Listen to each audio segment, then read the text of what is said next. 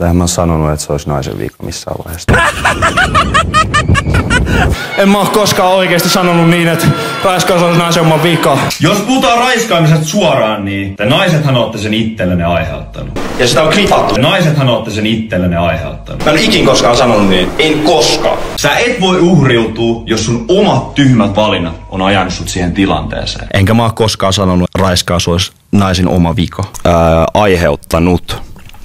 Niin tavallaan, että mähän en oikeastaan sano, että se olisi niinku naisen vika. Mitä sä oikein olet? Siis tää video oli kohdennettu nimenomaan sille kohderyhmälle, joka voi vaikuttaa ja ennaltaehkäistä sitä raiskausta. Mä en nyt puhu esimerkiksi alaikäisistä esimerkiksi tai ihmisistä, joka menee lenkkipolulle ja se otetaan väkisin. Se on ihan kauhea juttu.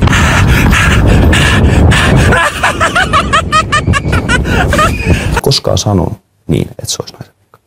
Hiffaatko? Mutta he on itse se aiheuttaneet. Voisi sanoa jopa, että tuossa on aika pendanttinen ero. Että jos mä sanon, että sä voit aiheuttaa itsellesi tällaisen tilanteen. Mä en ole oikeasti ikinä koskaan sanonut, että se olisi naisen vika.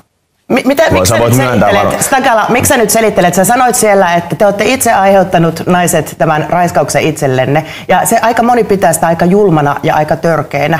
Ja sä voisit esimerkiksi pyytää anteeksi naisilta, jotka on vaikka raiskattuja.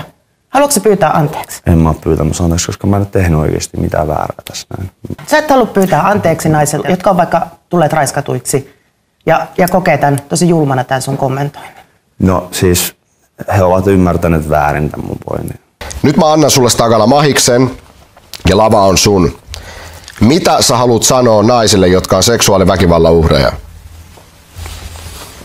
Mä otan osaa omasta puolestani ja niin kuin sanoin tosiaan aikaisemminkin, että eihän mä voi tietää miltä se tuntuu. En ole koskaan itse kokenut sitä. Ja oikeesti miettikää teidän valintoja, niin te voitte ennaltaehkäistä niitä tilanteita.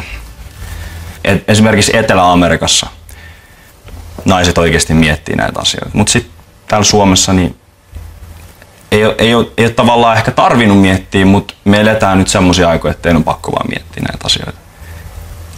Se on mun viesti kaikille näille uhreille.